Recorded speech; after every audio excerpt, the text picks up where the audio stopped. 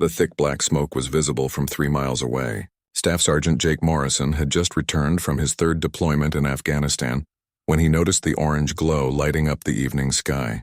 He was driving through the quiet suburban neighborhood of Riverside, California, heading to his sister's house for a long-awaited family dinner.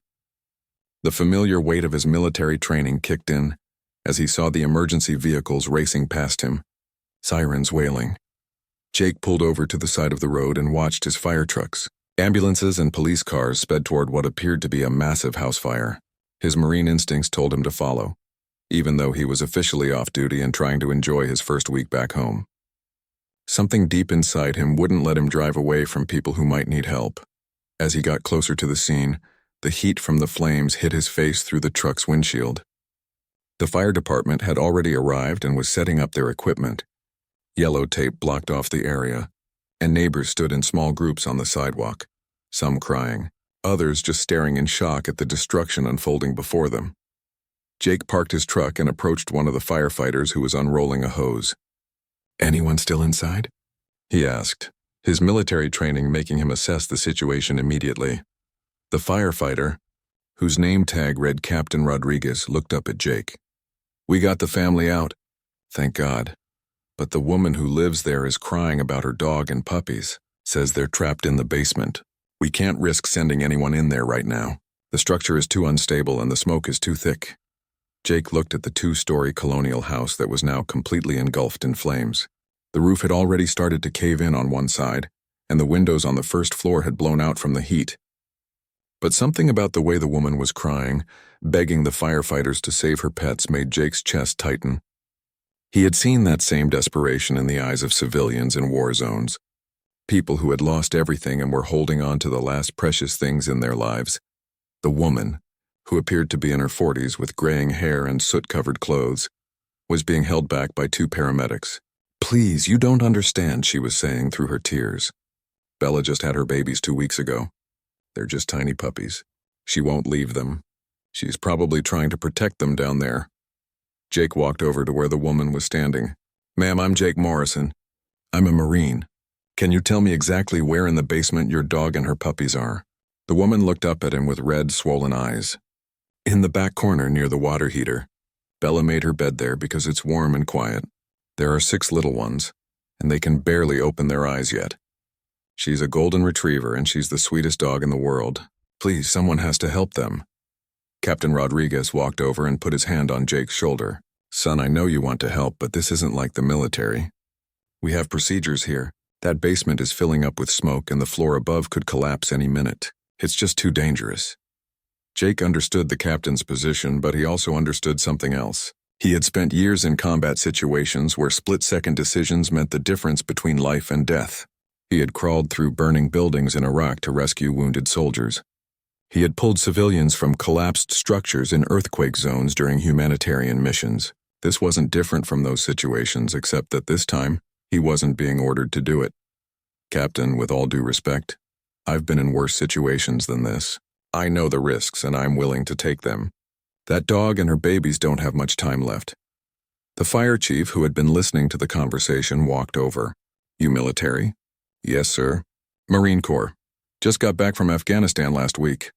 The chief studied Jake for a moment, taking in his calm demeanor and the way he was already assessing the building's structure.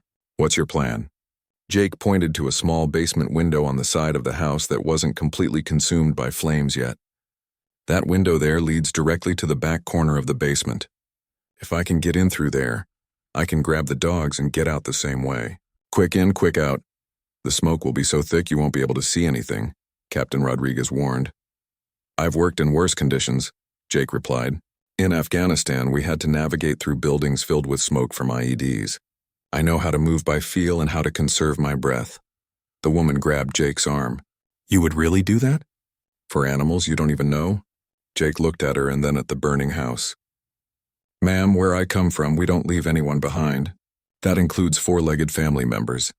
The fire chief was quiet for a moment, clearly weighing the risks. Finally, he nodded. "Okay, Marine. But you go in with our equipment. Full breathing apparatus, protective gear, and you have exactly 5 minutes. If you're not out by then, we're coming in after you, which puts more people at risk." Within minutes, Jake was suited up in the fire department's protective gear. The oxygen tank felt heavier than his military pack, but the breathing apparatus was similar to equipment he had used in chemical attack scenarios. The protective suit was bulky but would keep him safe from the intense heat. As he approached the basement window, Jake could feel the heat radiating through his protective gear. The window was small, barely large enough for a person to fit through, but it was his best option. The glass had already cracked from the heat, making it easy to knock out the remaining pieces. "Remember," Captain Rodriguez said through the radio in Jake's helmet, "5 minutes maximum. The structural integrity of this building is compromised." Jake nodded and looked back at the woman one more time. She was standing with her neighbors, her hands clasped together in prayer. Her husband had his arm around her, but Jake could see the hope in both their eyes. They were counting on him to bring back the only family members they had left. Taking a deep breath through his oxygen mask, Jake squeezed through the basement window and dropped down into the smoke-filled darkness below. The heat hit him immediately, even through his protective gear. The smoke was so thick that he couldn't see his own hands in front of his face. But Jake had been in situations like this before, and he knew that panic was his biggest enemy. He got down on his hands and knees, remembering that smoke rises and the air would be cleaner, closer to the floor. Using his hands to feel along the basement wall, he began moving toward the back corner where Bella and her puppies were supposed to be. The sound of the fire roaring above him was deafening, but Jake focused on his mission. Somewhere in this smoke-filled basement, a mother dog was protecting her babies, and Jake was their only hope for survival. The basement felt like stepping into an oven. Even with his protective gear, Jake could feel the intense heat pressing against him from all sides. The smoke was so thick that it seemed solid, like he was moving through black cotton. Every breath through his oxygen mask was precious, and he knew he had to make every second count. He crawled along the concrete floor, using his hands to feel for obstacles. The basement was cluttered with storage boxes, old furniture, and what felt like a workshop area. Jake had to navigate around these items while staying oriented toward the back corner where the family said Bella had made her nest. 2 minutes down, 3 to go. Captain Rodriguez's voice crackled through his helmet radio. "How are you doing in there, Marine?" "Still moving," Jake replied, trying to keep his voice calm. "Haven't found them yet, but I'm getting close to the back corner." As he crawled deeper into the basement, Jake started to hear something that made his heart race. It was a faint whimpering sound, barely audible over the roar of the fire above. He stopped moving and listened carefully. There it was again, coming from somewhere ahead of him and to his right. "I hear them," he said into his radio. "They're alive." Jake picked up his pace, crawling as fast as he could while still being careful not to get disoriented. The whimpering was getting louder, and now he could hear what sounded like a larger dog panting heavily. Bella was still alive, and she was staying with her babies just like her owner had said she would. When Jake's hand touched something soft and warm, he knew he had found them. Even in the complete darkness, he could feel Bella's fur and sense her presence. The dog was lying on her side, and Jake could feel the tiny bodies of the puppies pressed against her belly. Bella lifted her head when she felt Jake's touch, but she didn't try to move away. It was as if she somehow understood that he was there to help. "Good girl, Bella," Jake whispered, trying to keep his voice gentle despite the urgency of the situation. "I'm here to get you and your babies out of here." Jake quickly assessed the situation. Bella was a large golden retriever, probably weighing around 60 pounds. The puppies were indeed very small, just as the owner had said. Jake counted 6 tiny bodies, each no bigger than his fist. They were all alive, making small squeaking noises, but they would need to be moved very carefully. The challenge was figuring out how to carry them all. Jake's protective suit made it difficult to move freely, and he needed to keep one hand free to navigate back to the window. He looked around in the darkness and felt for something he could use as a carrier.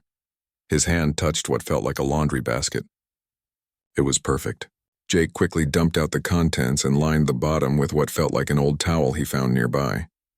Working as gently but quickly as possible, he picked up each puppy and placed them in the basket. The tiny animals were surprisingly quiet, as if they sensed the danger around them. 3 minutes gone, came the voice through his radio. "Marine, you need to start heading back." "Roger that. I've got the puppies secure. Working on the mother now." Bella was the real challenge. She was too big to fit in the basket with her babies, and she was clearly exhausted from the stress and heat. Jake could tell she was having trouble breathing in the smoke-filled air. He would have to carry her separately while also managing the basket of puppies. Jake gently slid his arms under Bella's body and lifted her up. The dog was heavier than he expected, and the protective gear made it difficult to get a good grip. But Jake had carried wounded soldiers who weighed much more than Bella, often while under enemy fire. This was just another rescue mission, and failure was not an option. "All right, Bella," he said softly. "We're going home."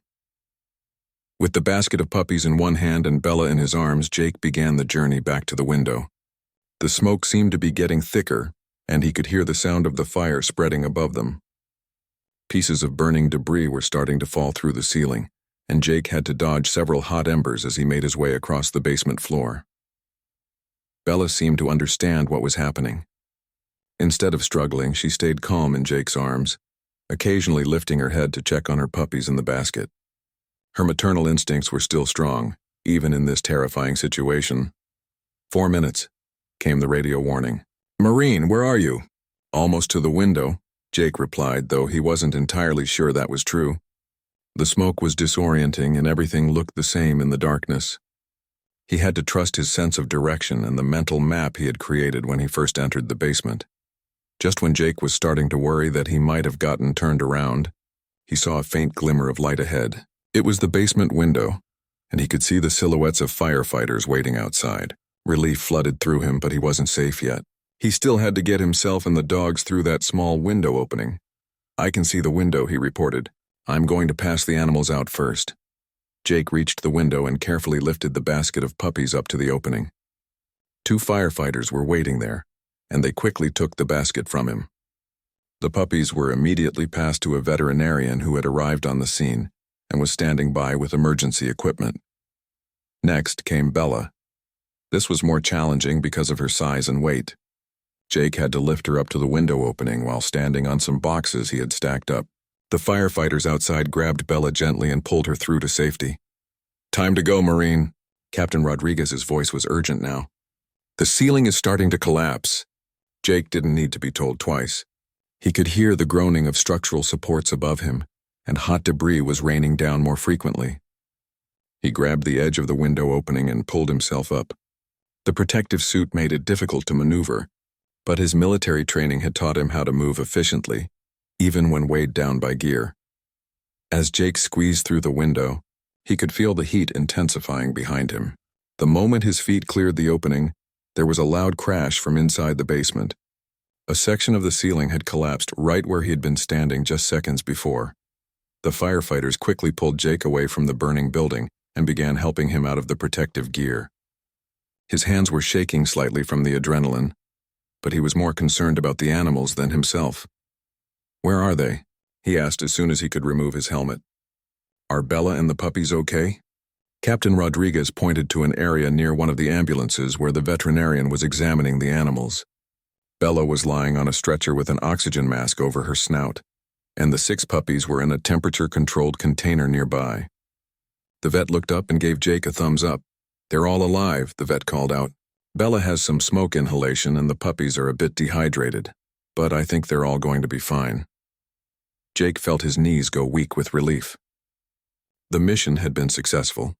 He had kept his promise to the family, and more importantly, he had saved 7 innocent lives that would have been lost if he hadn't acted. The woman who owned the dogs came running over with tears streaming down her face. "Thank you," she kept saying over and over. "Thank you so much. I can't believe you risked your life for them." Jake looked at Bella, who was already showing signs of improvement with the oxygen treatment. The golden retriever's tail gave a weak wag when she saw him, as if she remembered that he was the one who had carried her to safety. "Ma'am," Jake said to the dog's owner, "that's what we do. We don't leave family behind." The next morning, Jake woke up in his sister's guest room with his throat feeling raw and his lungs burning slightly from the smoke he had inhaled, despite his protective gear. The events of the previous night felt almost like a dream, but the smell of smoke that still clung to his hair reminded him that it had all been very real. His phone had been buzzing with messages since dawn. His sister Maria knocked on the door and peeked in. "Jake, there are reporters outside wanting to talk to you, and someone from the fire department called to check on you." Jake groaned and rolled over. I just want to know how the dogs are doing. The veterinarian called about an hour ago, Maria said with a smile. All 7 of them made it through the night. Bella is breathing much better, and the puppies are eating normally. They want to keep them for observation for a few more days, but the prognosis is excellent. Relief washed over Jake as he got dressed. He had been in enough combat situations to know that sometimes rescue missions ended badly, even when you did everything right. The fact that all the animals had survived the night meant they had a real chance of making a full recovery. When Jake walked into the kitchen, he found his brother-in-law Tom reading a newspaper with Jake's photo on the front page. The headline read, "Marine Hero Saves Dog Family from Inferno." Below it was a picture of Jake in his fire gear, holding one of the puppies while Bella looked up at him from her stretcher. "You're famous, brother," Tom said, handing him the paper. "This story is everywhere. Local news, social media, even some national outlets have picked it up." Jake sat down and read the article while Maria made him breakfast. The story focused on his military background and how his training had prepared him for the rescue. It mentioned that he had just returned from Afghanistan and had immediately jumped into action to help strangers. The article also included quotes from the dog's owners, Robert and Linda Chen, who described Jake as an angel sent by God. "I don't want to be famous for this," Jake said, setting down the newspaper. "I just did what anyone would do." "No, you didn't," Maria said firmly as she placed a plate of eggs and toast in front of him. "Most people would have stood there watching like everyone else did. You risked your life for animals you had never met, belonging to people you didn't know. That's not normal, Jake. That's heroic." After breakfast, Jake decided to go to the animal hospital to check on Bella and her puppies. He wanted to see for himself that they were really okay. And he also wanted to avoid the reporters who were still camped outside his sister's house. The veterinary hospital was a modern facility with large windows and a friendly staff. When Jake walked in, the receptionist immediately recognized him from the news coverage. "Mr. Morrison, Dr. Sarah wants to see you right away. She's been taking care of your rescues." Dr. Sarah Martinez was a woman in her 30s with kind eyes and gentle hands. She led Jake to a recovery room where Bella was resting in a large, comfortable pen. The golden retriever was sitting up and looked alert, though she still had a slight cough from the smoke inhalation.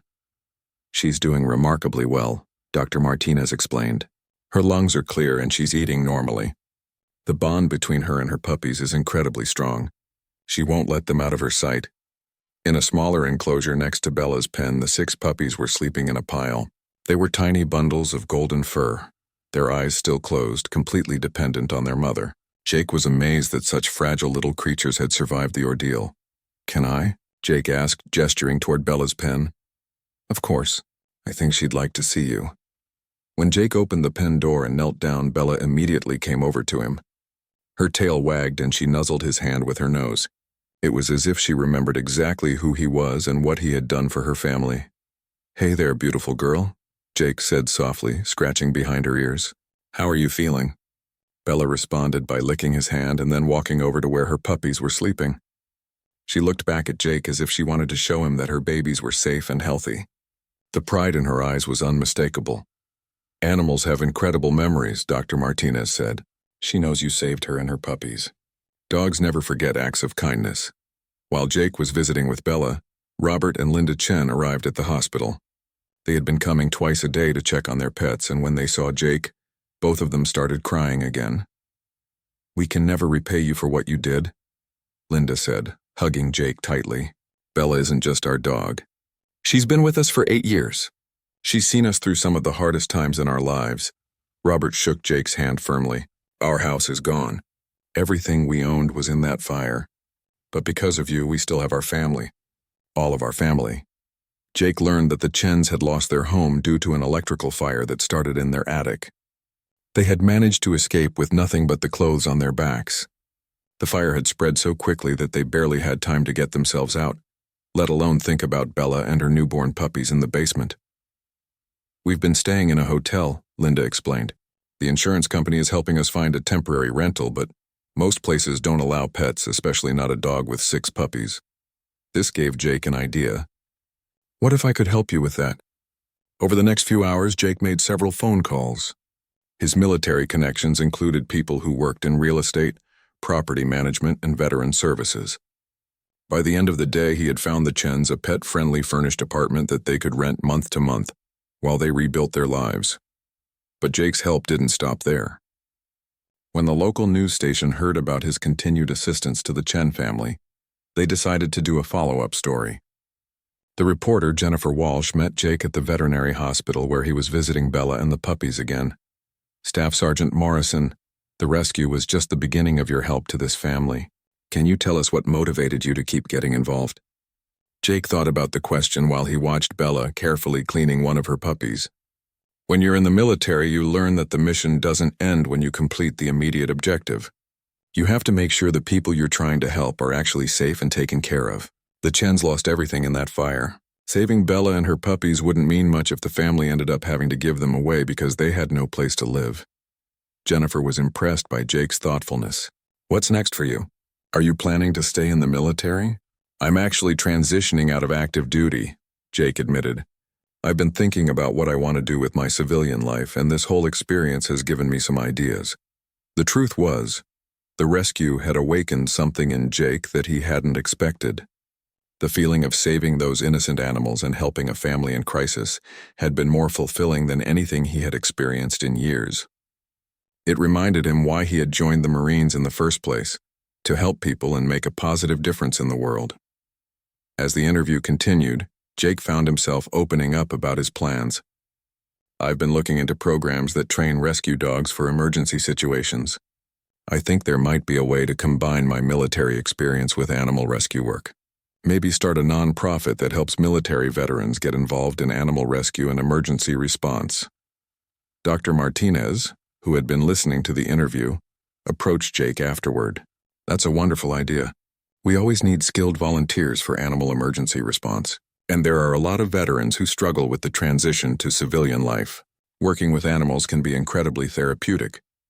By the time Jake left the veterinary hospital that evening, his mind was buzzing with possibilities. The rescue of Bella and her puppies had been a spontaneous act of heroism, but it was leading him toward something bigger. Something that could help both animals in need and fellow veterans looking for purpose in their post-military lives. As he drove back to his sister's house, Jake realized that sometimes life puts you exactly where you need to be at exactly the right moment. He had been driving to a family dinner when he saw the fire, but maybe that wasn't a coincidence. Maybe it was the universe's way of showing him what his next mission should be.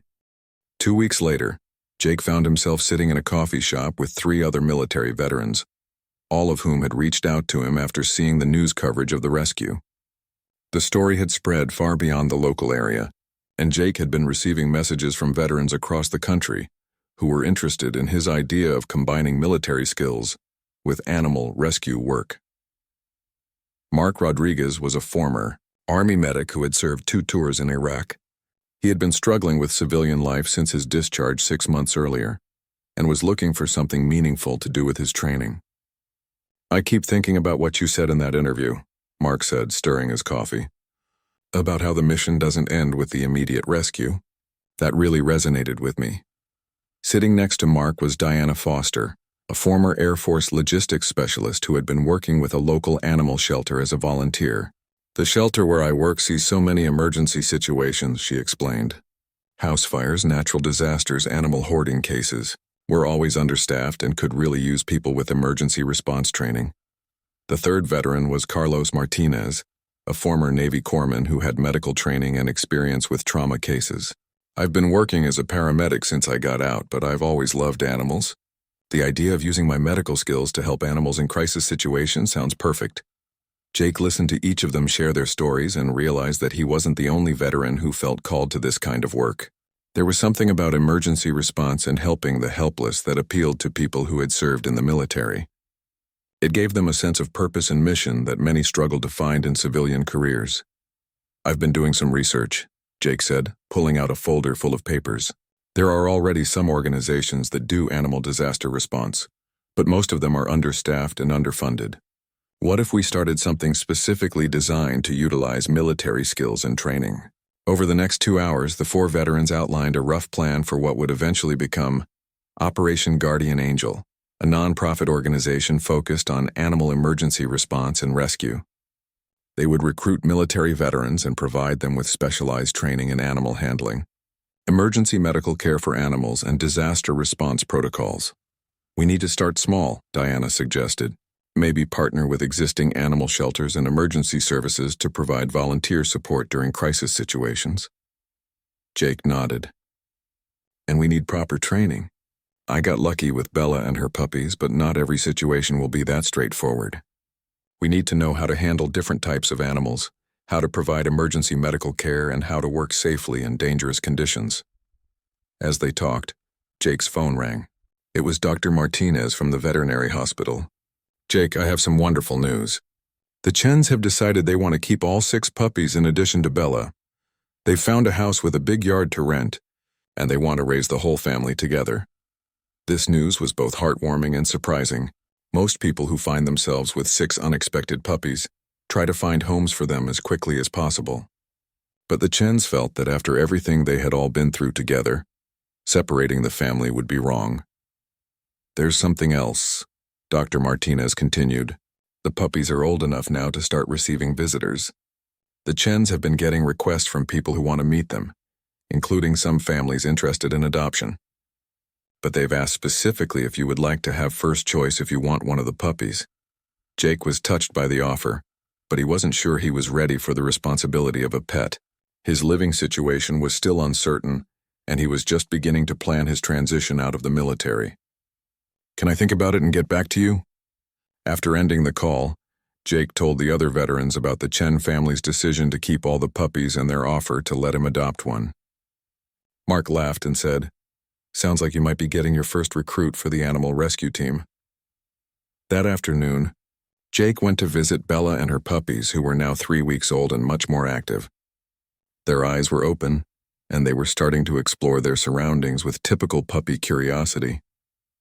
Bella looked healthier than ever, her golden coat shiny and her eyes bright.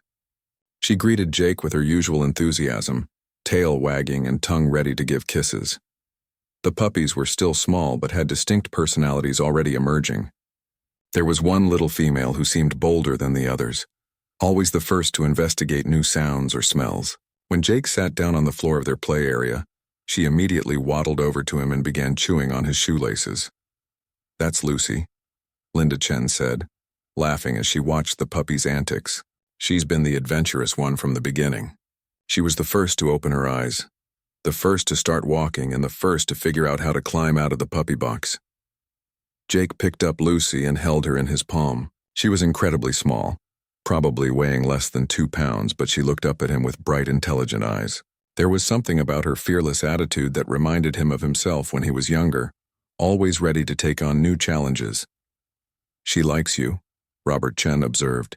"She doesn't usually stay still for strangers." Over the next hour, Jake played with all the puppies while Bella watched proudly. It was clear that she was an excellent mother, patient with her babies but also protective when she sensed they might be in any danger. Watching her interact with her puppies gave Jake a new appreciation for the maternal bond he had helped preserve by rescuing them from the fire. As Jake was preparing to leave, Linda Chen pulled him aside. "We meant what we said about letting you have first choice if you want one of the puppies. You saved their lives. It seems only right that you should have the opportunity to be part of the family you helped create." Jake looked back at little Lucy, who was now wrestling with one of her brothers over a toy. "I'm honored by the offer, but I want to make sure I can provide the right kind of home. My life is in transition right now." "We understand," Robert said. "But remember, these puppies will be ready for new homes in about 5 more weeks. That gives you time to figure things out. And honestly, after what you did for us, we would be happy to help you with anything you need to make it work." That evening, Jake called his sister to talk about the possibility of adopting Lucy. Maria had been following the story closely and had even visited the puppies herself. "I think it's a great idea," she said. "You need something positive in your life as you transition out of the military, and having a dog might help with some of the adjustment issues that a lot of veterans face."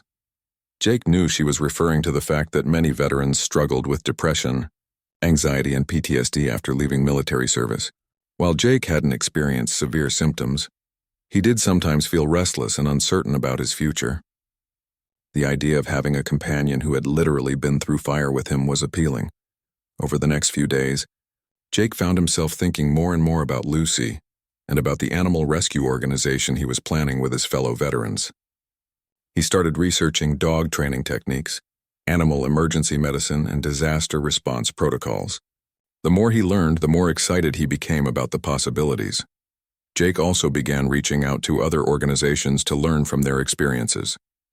He contacted the American Red Cross, which has disaster relief programs that include animal rescue. He spoke with representatives from the Humane Society's disaster response team and learned about their training, programs, and equipment needs. One conversation that particularly inspired Jake was with a woman named Patricia Williams, who ran a small animal rescue organization in Colorado. She had started her nonprofit after her own house fire, during which she lost 3 cats who couldn't be rescued in time. "The guilt never goes away," Patricia told him during their phone call. "I keep thinking about what might have been different if there had been people specifically trained for animal rescue on the scene. That's why I started this organization. Every animal we save helps heal that wound a little bit." Patricia's story reinforced Jake's belief that Operation Guardian Angel could make a real difference.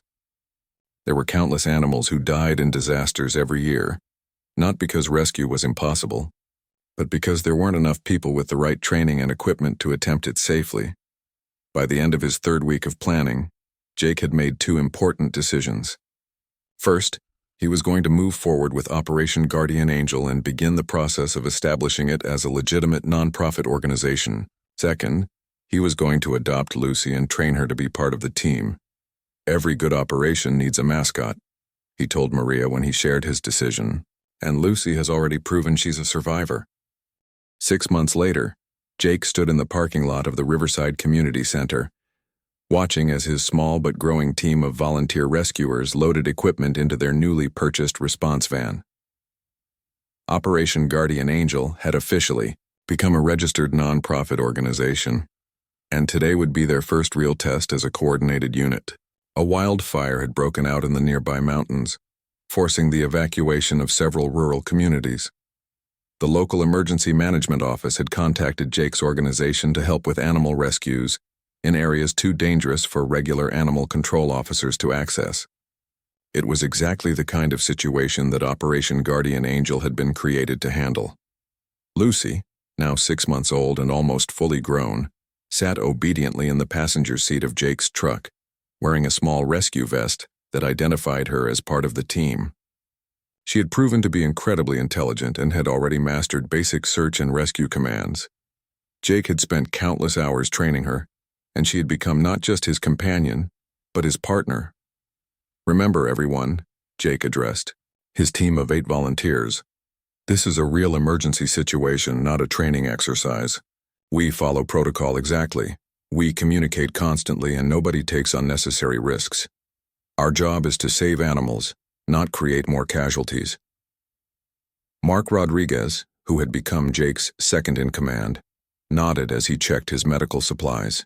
"Weather reports show the wind shifting toward the evacuation zone in about 4 hours.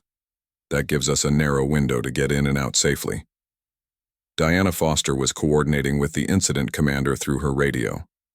As the team's logistics specialist, she had become expert at managing the complex coordination required between multiple emergency agencies. Fire department says there are at least 12 properties in the red zone where families had to leave animals behind. Large animals mostly, horses, cattle, some goats. The red zone was the area considered too dangerous for civilian evacuation teams, but not yet completely overrun by fire. It was exactly the kind of high-risk, high-reward situation that required people with military training and nerves of steel. Carlos Martinez was loading veterinary supplies into the response van. Over the past 6 months, he had completed additional training in large animal emergency medicine and had become their go-to person for treating injured animals in the field. "I've got enough supplies to handle trauma cases, smoke inhalation, and burns," he reported, "but we'll need to get critical cases to the emergency veterinary station as quickly as possible." As the team made final preparations, Jake reflected on how much had changed since that night when he first rescued Bella and her puppies. What had started as a spontaneous act of heroism had grown into something much larger. Operation Guardian Angel now had 40 trained volunteers, partnerships with emergency services across 3 counties, and enough equipment to handle major disaster responses. The organization had been called out 17 times in the past 6 months for various emergencies: house fires, floods, a tornado, and even a chemical spill that required evacuating animals from a contaminated area. Each mission had taught them something new and made them more effective as a team, but this wildfire represented their biggest challenge yet. The scale was enormous, with over 2,000 people evacuated and hundreds of animals in potential danger. Jake knew that the success or failure of today's mission could determine whether Operation Guardian Angel would be taken seriously by emergency management agencies in the future. "Let's move out," Jake called to his team. "Lucy and I will take point. Mark, you and your team handle the western sector. Diana, coordinate with Fire Command and keep us updated on the fire's progress. Carlos, set up the mobile veterinary station at the staging area." The convoy of 3 vehicles headed toward the mountains, with smoke visible on the horizon like a dark storm cloud. As they drove, Jake received updates through his radio about specific animals that needed rescue. There was a horse ranch with 27 horses that the owners couldn't evacuate in time, a small farm with goats and chickens, an elderly man who refused to leave without his 3 dogs. Lucy seemed to sense the gravity of the situation. She sat alert in her seat, occasionally looking at Jake as if asking for permission to start working. Jake had discovered that she had natural instincts for search and rescue work, perhaps inherited from her mother's protective nature during the fire that had brought them together. When they reached the staging area at the edge of the evacuation zone, Jake was impressed by the scale of the emergency response. Fire trucks, ambulances, police cars, and emergency management vehicles filled what had been a small parking area near a rural grocery store. The incident commander, Chief Patricia Hernandez, briefed Jake on the current situation. "The fire jumped the containment line about 2 hours ago," she explained, pointing to a map covered with red markers. "We've got crews working to establish a new fire break here, but the wind is unpredictable. You and your team have permission to enter the red zone, but I want constant radio contact. If I call for immediate evacuation, you drop everything and get out." Jake studied the map, identifying the most efficient routes to reach the animals that needed rescue. Military planning skills proved invaluable in emergency situations like this. "We'll start with the horse ranch since that's the largest number of animals in one location, then work our way through the smaller properties." As Operation Guardian Angel entered the red zone, the signs of the approaching fire became more obvious. The air was thick with smoke, and ash was falling like gray snow. The sky had taken on an orange tint that made everything look like it was already burning. Jake could see why civilian evacuation teams couldn't operate safely in these conditions. The first property they reached was the horse ranch owned by Jim and Sarah Patterson. The couple had been forced to evacuate the night before, leaving behind 27 horses in pastures that were now directly in the fire's path. Jake could see the animals huddled together in groups, clearly frightened by the smoke and strange atmosphere. "This is going to require all of us," Jake told his team through the radio. "These horses are scared, and scared horses can be dangerous. We need to move fast but stay calm." Mark's team had arrived from the western approach and was already setting up temporary holding pens using portable fencing they had brought in the equipment van. Meanwhile, Jake and Lucy approached the horses, carefully, using techniques they had learned from professional animal handlers. Lucy proved invaluable in calming the frightened horses. Her confident but non-threatening presence seemed to reassure the animals, and several of the horses actually approached her out of curiosity. Jake used this distraction to slip halters onto the horses one by one, then led them to the temporary holding area where other team members loaded them into horse trailers, borrowed from local ranchers who had volunteered to help. The work was physically demanding and emotionally intense. The smoke was getting thicker, making it difficult to breathe even with protective masks. The horses sensed the approaching danger and were increasingly difficult to handle. But Jake's team worked with military precision, and within 90 minutes all 27 horses were safely loaded and on their way to an evacuation center 15 miles away. "Outstanding work, Guardian Angel team," Chief Hernandez's voice crackled through their radios. "But I need you to speed up your timeline. The fire is moving faster than we anticipated." The next stop was the small farm belonging to Maria Santos, an elderly woman who raised goats for milk and cheese. She had 12 goats, 30 chickens, and 2 dogs that she hadn't been able to catch before evacuating. This rescue required different skills since goats and chickens behave very differently from horses. Diana took the lead on this operation, since she had the most experience with small farm animals. The goats were relatively easy to corral using temporary fencing, but the chickens were scattered all over the property and required a more creative approach. Carlos suggested using the dogs to help round up the chickens, and Lucy immediately understood what was needed. Working together, the 2 dogs herded the chickens toward a portable coop that the team had set up. It was like watching a perfectly choreographed dance, with Lucy anticipating the chickens' movements and gently guiding them in the right direction.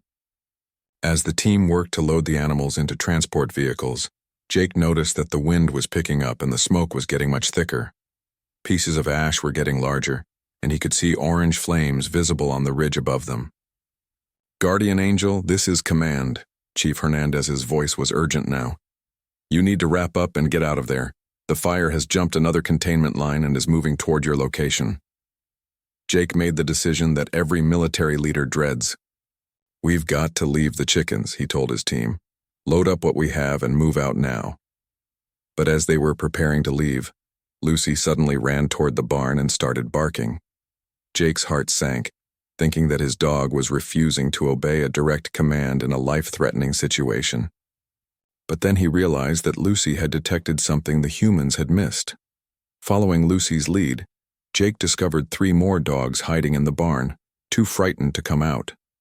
They were Maria Santos's dogs, along with what appeared to be a stray that had sought shelter with them. Lucy had sensed their presence and wasn't going to leave them behind. "Good girl, Lucy," Jake said as he quickly gathered up the additional dogs. "Nobody gets left behind." The evacuation from the Santos farm was completed just as the first flames became visible through the trees. As the Operation Guardian Angel convoy raced toward safety, Jake could see in his rearview mirror that the property they had just left was already being consumed by fire.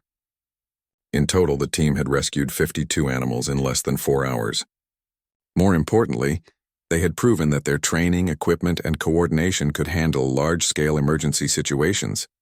Chief Hernandez later told Jake that without Operation Guardian Angel's intervention, all of those animals would have been lost. But for Jake, the most satisfying moment came that evening when they were reunited with the animal owners at the evacuation center. Maria Santos, the elderly goat farmer, broke down in tears when she saw her dogs safe and unharmed. "I thought I had lost everything," she told Jake while hugging each of her dogs. "My house is gone, my barn is gone, but my animals are alive. That's what matters most." As Jake watched the reunions between the animal owners and their beloved pets, he realized that Operation Guardian Angel had accomplished something important.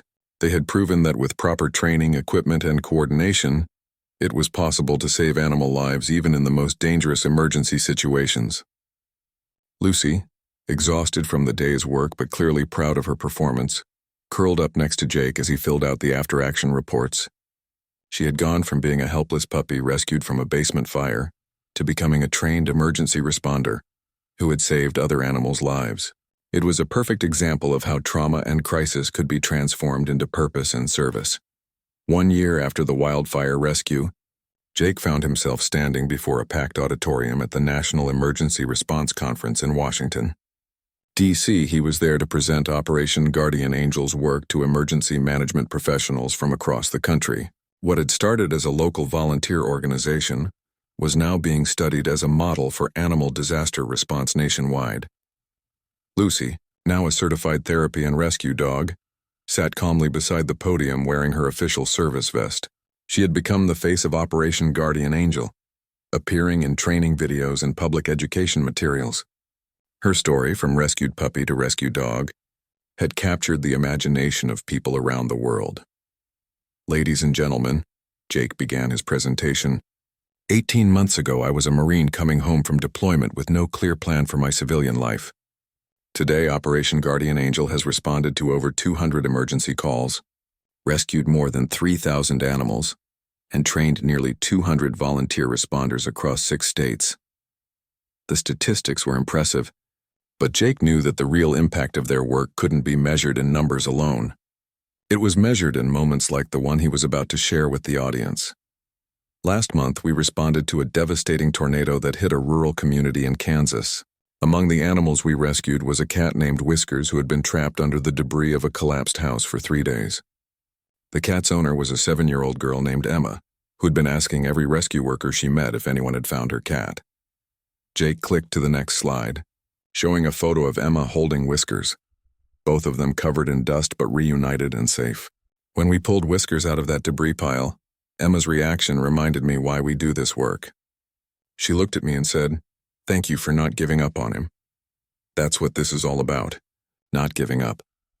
After his presentation, Jake was approached by representatives from FEMA, the American Red Cross, and several state emergency management agencies. They wanted to discuss expanding Operation Guardian Angel's model to other regions and possibly incorporating animal rescue capabilities into federal disaster response protocols. Dr. Amanda Richardson from the National Institute for Emergency Response was particularly interested in the psychological benefits that the work seemed to provide for military veterans. "We've been tracking your volunteers and the data shows remarkable improvements in measures of life satisfaction, sense of purpose, and reduction in symptoms of PTSD and depression. Have you considered the therapeutic value of this work as part of veteran transition programs?" Jake hadn't initially thought about Operation Guardian Angel as therapy, but he couldn't deny that the work had been transformative for many of his volunteers. Mark Rodriguez had told him that the animal rescue work had given him a sense of mission that he hadn't felt since leaving the Army.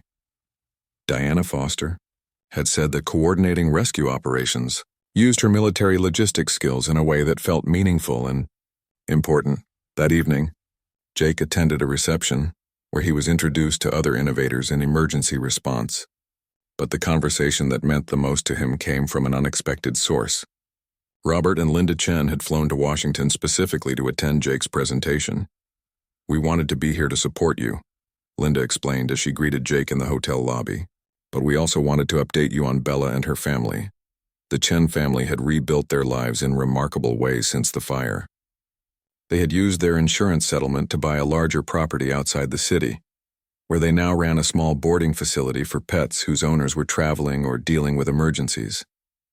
Bella and her 6 offspring had become the foundation of their new business, providing comfort and stability to animals in temporary crisis situations. "Bella seems to have an instinct for helping other animals who are scared or traumatized," Robert said. "It's like she remembers what it was like to be in danger and wants to help others feel safe." The Chen family's transformation reminded Jake that rescue work created ripple effects that extended far beyond the immediate crisis. By saving Bella and her puppies, he hadn't just preserved 7 animal lives. He had enabled a family to rebuild in a way that allowed them to help other animals and their owners. 3 days later, Jake was back in California, but his life was about to change again in an unexpected way. He received a call from General Patricia Williams, the commanding officer of the Marine Corps Reserve Unit in his area. "Staff Sergeant Morrison, I've been following your work with Operation Guardian Angel. I have a proposition for you that I think you'll find interesting," General Williams explained, that the Marine Corps was developing a new program to utilize the skills of veterans in civilian emergency response roles. They wanted to create a formal partnership between military reserve units and organizations like Operation Guardian Angel, allowing reservists to use their drill weekends for disaster response training and actual emergency deployments. "We're looking for someone to help design and lead this program," General Williams said, "someone who understands both military operations and civilian emergency response. Your work with Operation Guardian Angel makes you the ideal candidate." The offer was tempting, but Jake needed time to think about it. He had been enjoying his civilian life and the freedom to build Operation Guardian Angel according to his own vision. Taking on a formal military role again would mean giving up some of that independence. That weekend, Jake went camping in the mountains with Lucy, something they did regularly to decompress and think through important decisions. As they sat by their campfire with Lucy resting her head on his lap, Jake reflected on the journey that had brought them to this point. It had all started with a single act of heroism, a split-second decision to crawl into a burning basement to save animals he had never met. But that moment had revealed something important about who Jake was and what he was meant to do with his life. He was a protector, someone who couldn't walk away when others needed help. The work with Operation Guardian Angel had given him and his fellow veterans a way to continue serving, to use their military skills for a purpose that felt meaningful and important. They were saving lives, reuniting families, and healing their own wounds in the process. As Jake made his decision about General Williams's offer, he realized that the specific title or organizational structure didn't matter as much as the mission itself. Whether he worked within the military system or outside it, his goal remained the same: to make sure that no animal was left behind in a crisis, and no veteran felt lost in the transition to civilian life. "What do you think, Lucy?" Jake asked his four-legged partner. "Ready for the next adventure?" Lucy looked up at him with those intelligent golden eyes that reminded him so much of her mother Bella. Her tail wagged once, as if to say she was ready for whatever came next. As long as they faced it together, Jake called General Williams the next morning and accepted the position. Operation Guardian Angel would become the civilian arm of a larger program that combined military reserve training with emergency animal rescue. It was a perfect merger of Jake's two worlds, his military background and his passion for animal rescue. 6 months later, Jake stood in another basement, this one flooded after a dam failure had inundated a small town. But this time he wasn't alone. A team of 12 Marine reservists worked alongside Operation Guardian Angel volunteers to rescue animals from the flooded area. Lucy, now an experienced search and rescue dog, led a team of younger dogs in training. As Jake carried a frightened cat to safety, he thought about that night almost 2 years earlier when he had first crawled into a burning basement to save Bella and her puppies. He had no idea then that his spontaneous act of heroism would lead to something so much larger. The cat in his arms reminded him of all the animals they had saved since then, and all the ones they would save in the future. But more than that, it reminded him of the power of not giving up, of believing that every life has value, and of the incredible things that can happen when people decide to help each other. Operation Guardian Angel had grown beyond anything Jake had originally imagined, but its core mission remained the same. They were there for the animals who couldn't save themselves, for the families who faced losing everything, and for the veterans who needed a new way to serve. As Jake emerged from the flooded basement into the sunlight, with the rescued cat purring in his arms and Lucy by his side, he knew that he had found his true calling. He was exactly where he belonged, doing exactly what he was meant to do. The mission continued, one rescue at a time, one life at a time, one family at a time. And Jake Morrison, the Marine who had refused to leave anyone behind, was leading the way.